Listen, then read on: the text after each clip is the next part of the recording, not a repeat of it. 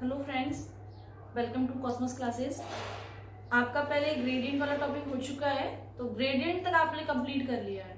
अब आगे देखते हैं आगे क्या पढ़ना है। जैसे मैंने आपको पहले बताया था कि आपके इस चैप्टर में 3 चीजें हैं। फर्स्ट ग्रेडियंट, सेकंड डाइवर्जेंस और थर्ड है आपका कर्व। तो आपका ग्रेडियंट आपका कंप्लीट हो चुका है, आपको 2 पॉइंट्स पे चलना है, फर्स्ट डाइवर्जेंस और सेकेंड आपका कर्व। अब डाइवर्जेंस पे चलने से पहले एक पॉइंट आपको समझना होगा जिसे बोलते हैं फ्लक्स, अभिवाह। जो फ्लक्स आपने 12th में पढ़ा था, विद्युत फ्लक्स, उसी की डेफिनेशन है सेम। जैसा आप फ्लक्स की डेफिनेशन विद्युत क्षेत्र के लिए लेते हो, ऐसे ही यहाँ पर आपको किसके लिए लेनी है, किसी भी सदिश क्षेत्र के लिए।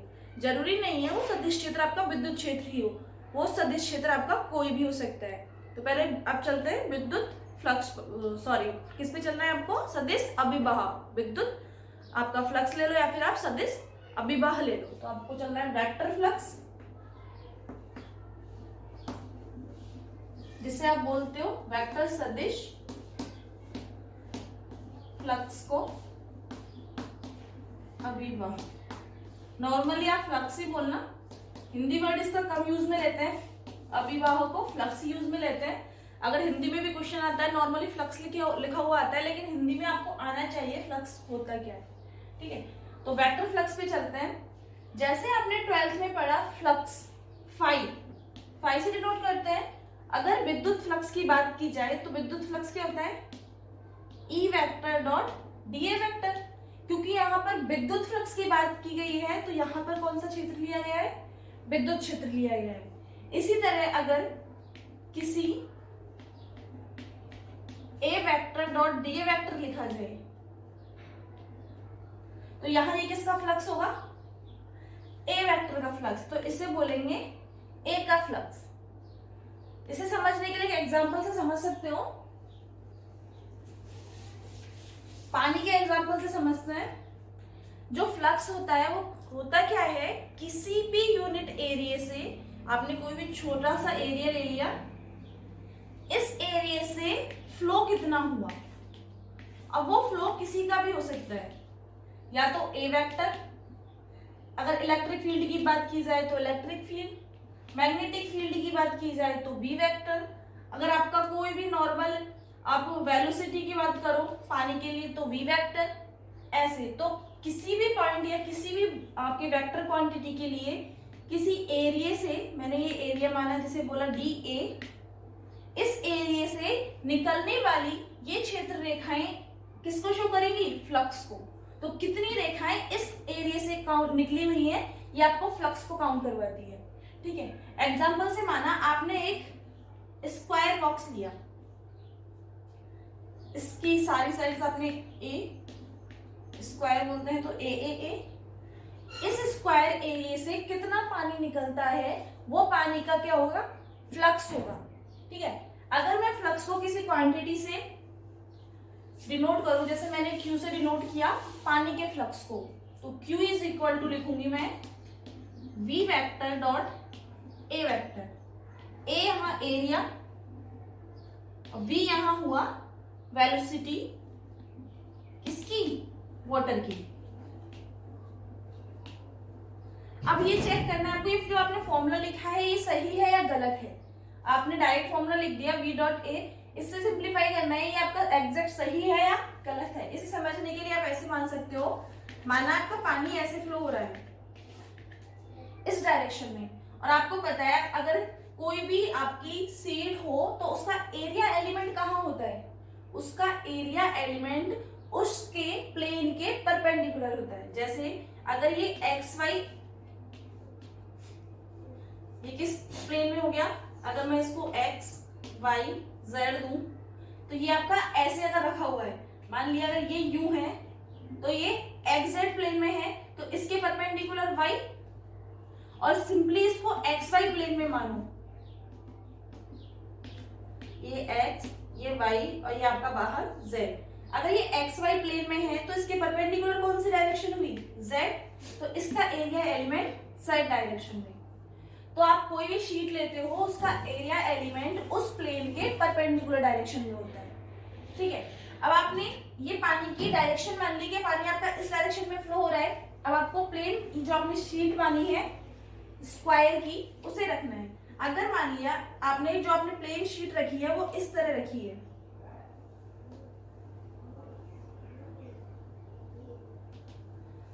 इसका एरिया एलिमेंट परपेंडिकुलर डायरेक्शन में मीन इस डायरेक्शन में, तो आपकी जो बी वेक्टर है वो इसी डायरेक्शन में हुआ और ए वेक्टर भी इसी डायरेक्शन में। तो ए और बी के बीच में आपका एंगल हुआ, या फिर आप बोल सकते हो A vector is parallel to B vector. ठीक है, सिमिलरली आपको यहां लेना है, आपने वी वेक्टर को इसी डायरेक्शन में माना, पानी यहां फ्लो हो रहा है, और आपने शीट को कैसे रखा, यहां पर प्लेन के साइड, अब यहां प्लेन में रखना है तो आपने शीट को ऐसे रखा, इसका एरिया एलिमेंट परपेंडिकुलर डायरेक्शन में, इसका मतलब ये आपका एरिया एलिमेंट हो गया। बी वेक्टर आपका इस डायरेक्शन में, तो ए वेक्टर है परपेंडिकुलर है बी वेक्टर की। एक और डायरेक्शन हो सकती है, आप किसी एंगल पर इसको पुट आउट कर दो,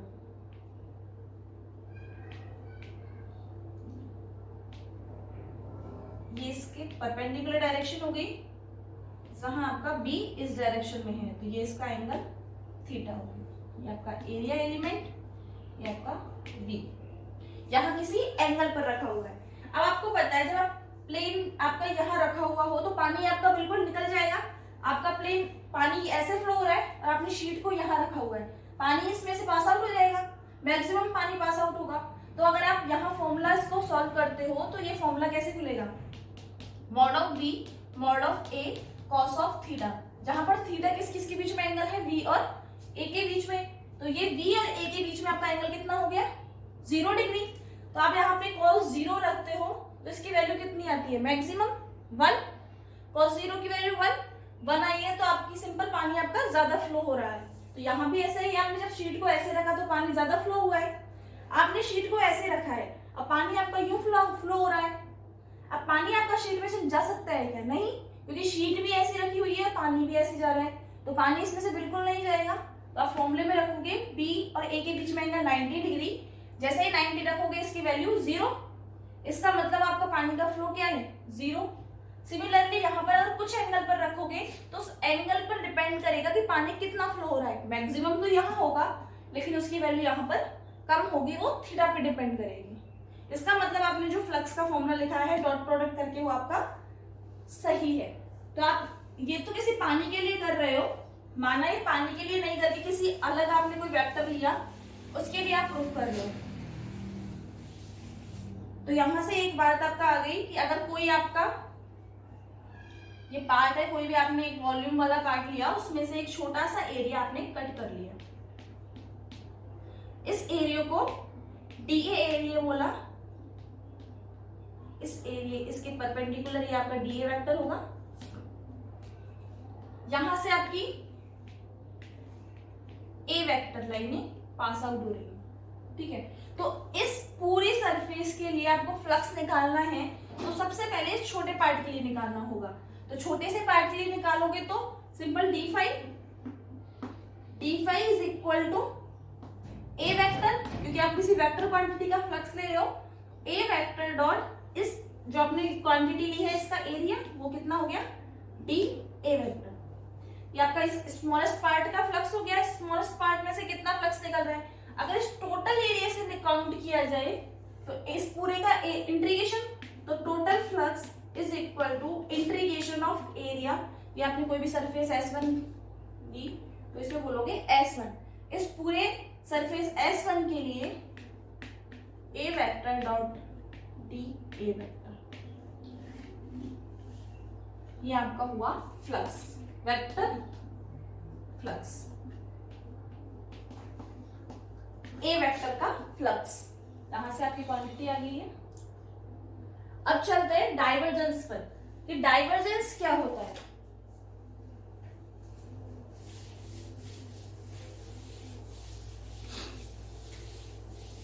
मेनली आपको डाइवर्जेंस और आपको कर्ल पे जाना है, तो डाइवर्जेंस से स्टार्ट करते हैं।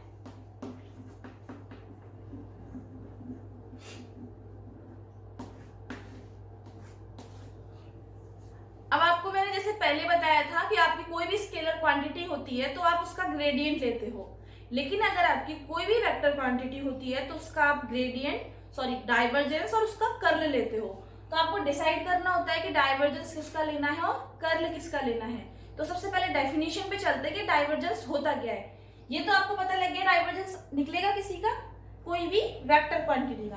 तो डाइवर्जेंस का अगर सिंपल फॉर्मूला देखिए तो डाइवर्जेंस ऑफ कोई भी वेक्टर क्वांटिटी, जैसे मैंने बोला ए वेक्टर, तो डाइवर्जेंस को डीआईवी से लिखते हैं। तो divergence of A vector is equal to, definition के अकॉर्डिंग क्या चलेगा, ए वेक्टर का फ्लक्स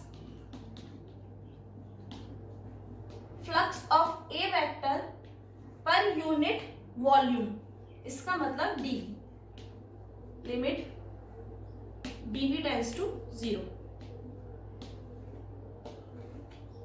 ये होगी आपकी डाइवर्जेंस की definition, flux of A vector पर यूनिट वॉल्यूम। अगर इसको सिंप्लीफाई लिखूं तो divergence A vector is equal to limit dv tends to 0। Flux कितना होगा, integration of A vector dot D A vector divide by D V. तो ये आपका डाइवर्जेंस का फॉर्मूला, ठीक है।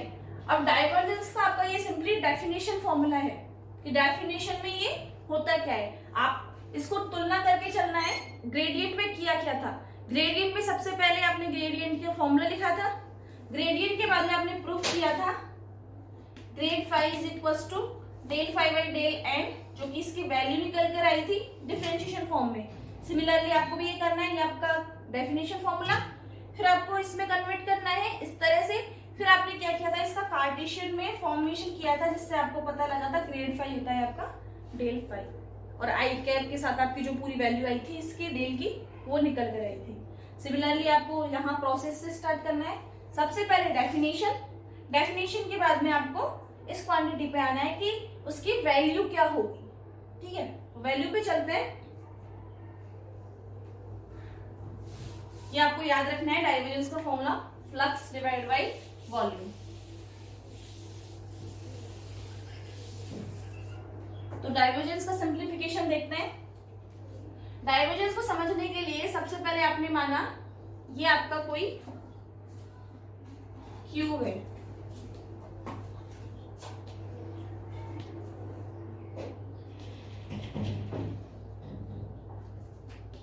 ये आपने कोई स्क्वायर बॉक्स मान लिया,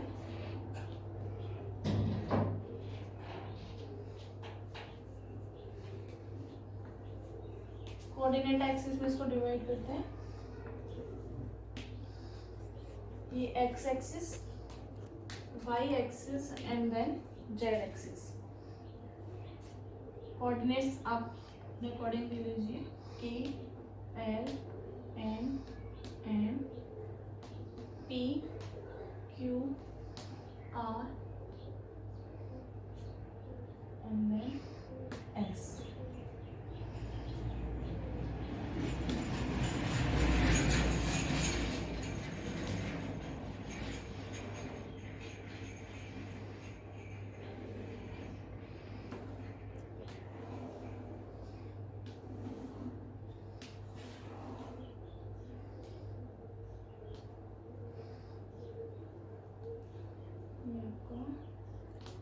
एस यहाँ ना होगा, ये ओरिजिन है और ये आपका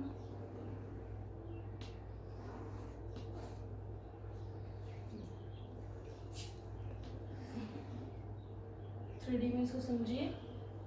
ये आपकी जेड एक्सिस, ये एक्स एक्सिस और ये आपकी वाई एक्सिस, ठीक है। अब आपको करना क्या है, फ्लक्स की डेफिनेशन क्या होती है कि आपकी जो भी इलेक्ट्रिक फील्ड, आपका जो भी फील्ड है, जो भी आप सदिश क्षेत्र लेते हो, वो इसमें से कितना पास आउट होता है, ठीक है। तो आपको इसमें से पास आउट करवाना है। तो आपके पास ये पॉइंट्स हैं, एक सरफेस आपकी ये हो गई के, ये एस एन आर, तो एक आपकी के एस आर एन हो गई, एक L P Q M as it is आपकी ये वाली नीचे, तो आपकी 6 सरफेस हो गई। तो इन टोटल 6 सरफेस से कितना आपका फील्ड निकलता है, ये आपको कैलकुलेट करना है। तो सबसे पहले एक्स डायरेक्शन में मान कर चलते हैं। तो एक्स डायरेक्शन में आपकी 2 प्लेन्स हैं, एक आपका ये, एक आपका ये।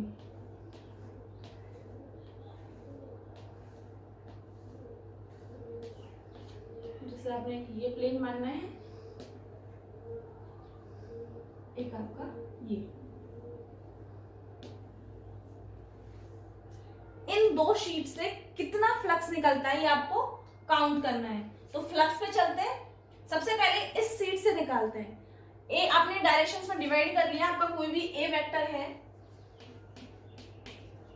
ए वेक्टर है, वेक्टर क्वांटिटी को लिख सकते हैं ए X I cap, A Y J cap plus A Z K cap. ठीक है, तो एक्स डायरेक्शन में ए एक्स, वाई डायरेक्शन में ए वाई एंड जेड डायरेक्शन में ए जेड हो गया।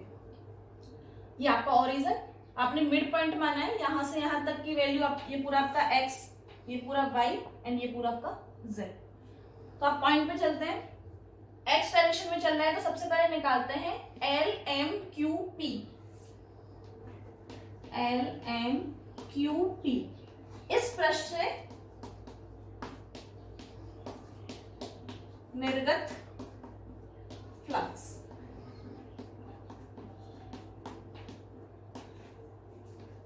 इससे कितना फ्लक्स फ्लो होगा आपको पता है। ए एक्स तो इसी से जा रहा है, यानी ए एक्स फ्लक्स तो आपका पहले से यहां है।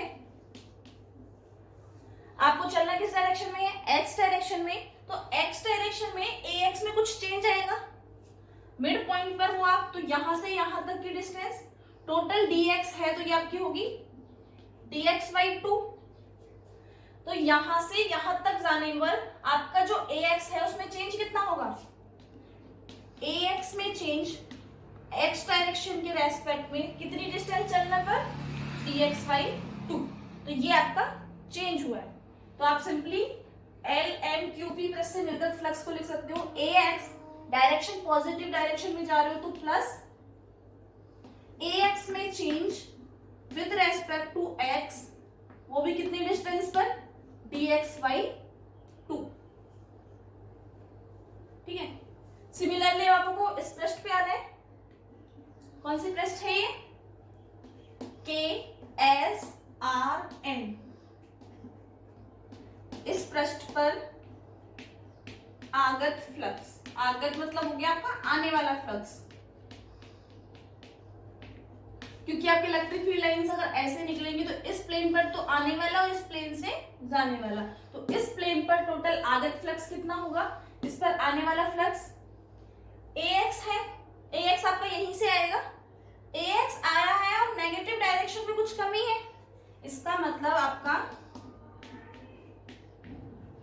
AX में से कौन सा पार्ट अलग हो गया, AX से आपको इस पृष्ठ पर जाना है तो यहां से यहां पर जाने पर वही डिस्टेंस आपकी मिड पॉइंट से यहां से यहां तक की दूरी dx/2, लेकिन किस डायरेक्शन में, यहां से यहां पॉजिटिव और यहां से यहां नेगेटिव। इसका मतलब आपकी AX में चेंज हो रहा है x के रेस्पेक्ट में, लेकिन नेगेटिव डायरेक्शन में, इसलिए आपका माइनस आया है, माइनस dx/2।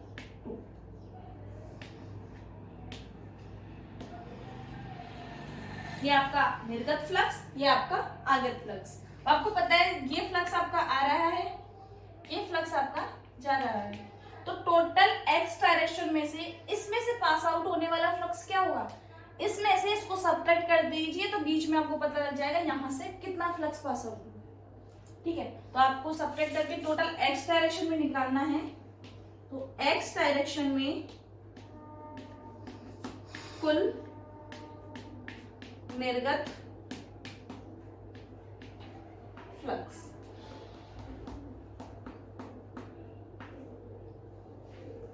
यहां आपको एक चीज नोट करनी है, ये अभी फ्लक्स नहीं है, ये आपका पूरा वेक्टर है। तो या तो आप इसको वेक्टर बोल दो। फ्लक्स के लिए आपको क्या करना होगा, फ्लक्स की डेफिनेशन क्या होती है, A vector dot D A vector, यानी आपकी वेक्टर फील्ड, जो भी आप वेक्टर फील्ड ले रहे हो, मल्टीप्लाई में एरिया, जिस प्लेन से निकाल रहे हो।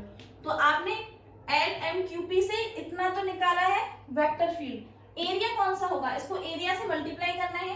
तो एल एम क्यू पी का एरिया लेना है, एल एम क्यू पी।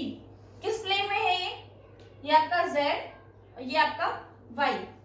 तो ये हो गया आपका dz, और ये हो गया आपका dy। इसका मतलब इसका एरिया लंबाई इंटू चौड़ाई से dy इंटू dz। सिमिलरली इस पृष्ठ पर आना है KSRN, KSRN। इस पृष्ठ को देखो, ये भी ऐसा रखा हुआ है। सिंपली अगर ऐसा अगर होगा तो ये तो हो गया आपका y और ये हो गया z, तो ये आपका dz और ये आपका dy। तो एरिया सिमिलरली यहाँ पर dy इंटू dz। ये आप सिंपली आप वेक्टर बोल सकते हो। अगर यहाँ पे आप वेक्टर लिखोगे तो ये क्वांटिटी आएगी, फ्लक्स लिखोगे तो एरिया के साथ मल्टीप्लाई होगा। तो हमको निकालना क्या है, टोटल निर्गत फ्लक्स।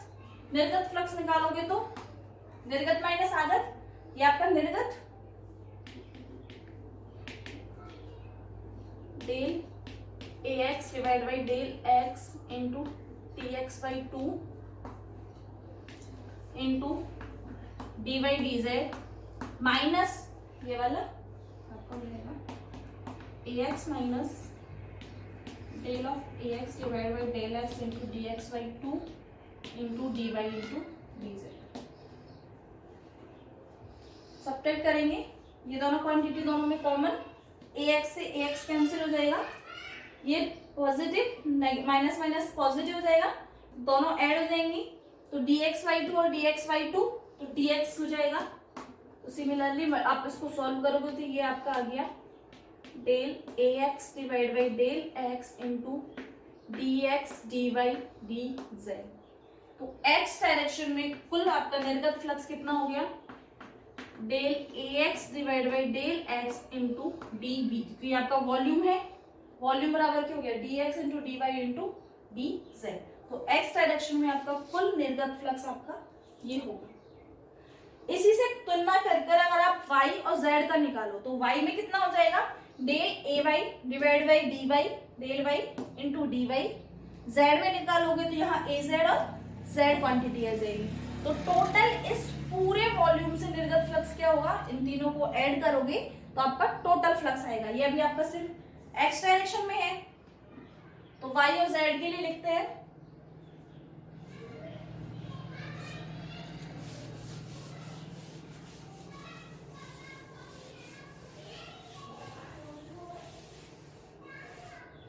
ये आपका x डायरेक्शन में हो गया, y डायरेक्शन में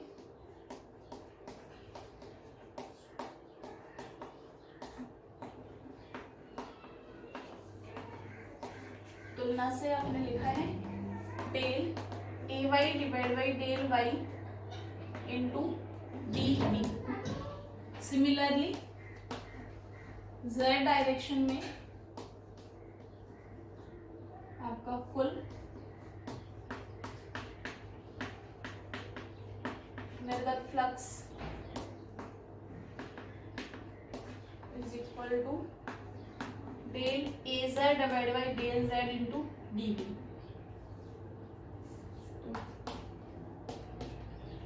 total flux is equal to, तीनों को ऐड करोगे और dv कॉमन लोगे, del ax divide by del x plus del ay divide by del y plus del az divide by del z और मल्टीप्लाई में आपका हो गया dv।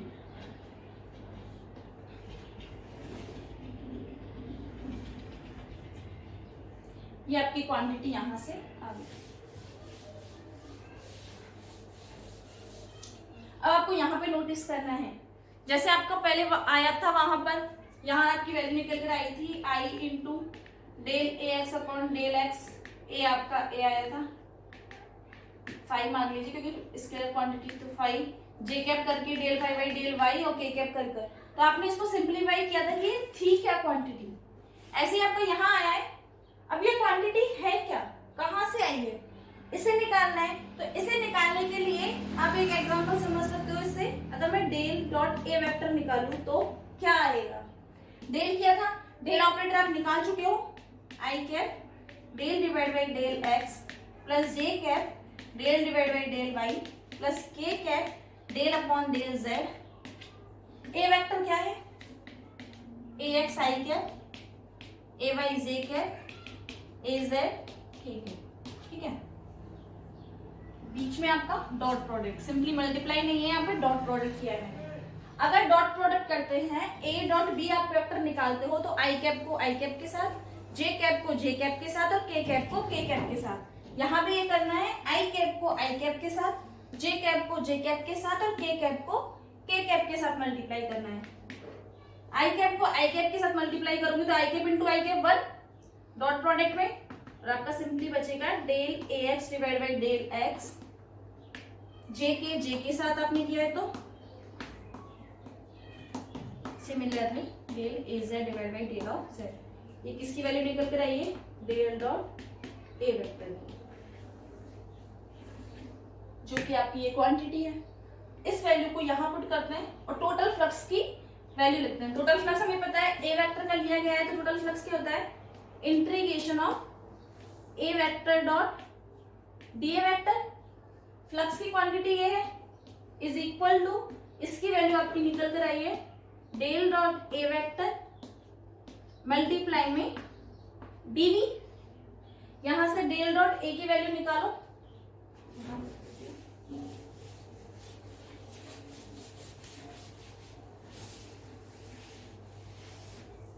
यहां से आपने अगर डेल डॉट ए की वैल्यू निकालते हैं तो आपका ये आएगा integration of A dot D A divide by D B vector, जो कि ये क्या है, डाइवर्जेंस के फॉर्मूले से डाइवर्जेंस ऑफ ए, यानी ये आपका निकल कर आ गया डाइवर्जेंस ऑफ ए वेक्टर, जो हमने डेफिनेशन से बताया था। तो इसका मतलब divergence of A vector is equal to del dot A vector. ये आपका सिंपली यहां से आ गया। डेल की आपकी वैल्यू जो आपकी पहले थी I cap del divide by del X plus J cap del divide by del Y plus K cap del divide by del of Z, ये आपका डाइवर्जेंस ए हो गया। किस फॉर्म में है ये, कार्टेशियन कोऑर्डिनेट में।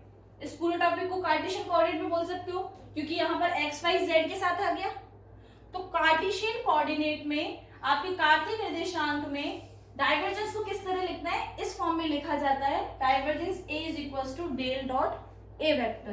यहाँ पर डॉट प्रोडक्ट क्या है, डॉट प्रोडक्ट करना है आपको वेक्टर वाला, जो आप वेक्टर में करते हो डॉट प्रोडक्ट सिंपल जो आप वेक्टर लगाते हो वही यहाँ करना है। एक चीज आप नोटिस कर सकते हो यहाँ पे, जैसे फाई था आपका अदिश, लेकिन जैसे ही आप इस पे ग्रेड अप्लाई करते हो तो ग्रेड फाई आप अप्लाई करते हो तो इसकी जो वैल्यू निकल कर आती है टोटल ग्रेड फाई की, वो होती है आपकी वेक्टर क्वांटिटी, क्योंकि इसमें आई कैप जे कैप और के कैप रहते हैं। सिमिलरली आप लेके चलते हो ए वेक्टर, जो कि क्या है वेक्टर क्वांटिटी इनिशियल में, लेकिन जैसे ही आप इसका डेल डॉट ए वेक्टर निकालते हो आपकी डायरेक्शन हट जाएगी, तो ये टोटल क्वांटिटी आपकी क्या निकल कर आएगी, स्केलर क्वांटिटी। ठीक है, तो ये आपकी वेक्टर क्वांटिटी होती थी जिसकी डायरेक्शन कहाँ होती थी, एन कैप, जो आपने प्लेन लिया है उसके परपेंडिकुलर। ये स्केलर क्वांटिटी है तो इसमें आप डायरेक्शन डिफाइन नहीं करोगे। एग्जाम्पल से समझते हैं ये डाइवर्जेंस निकालते कैसे हैं।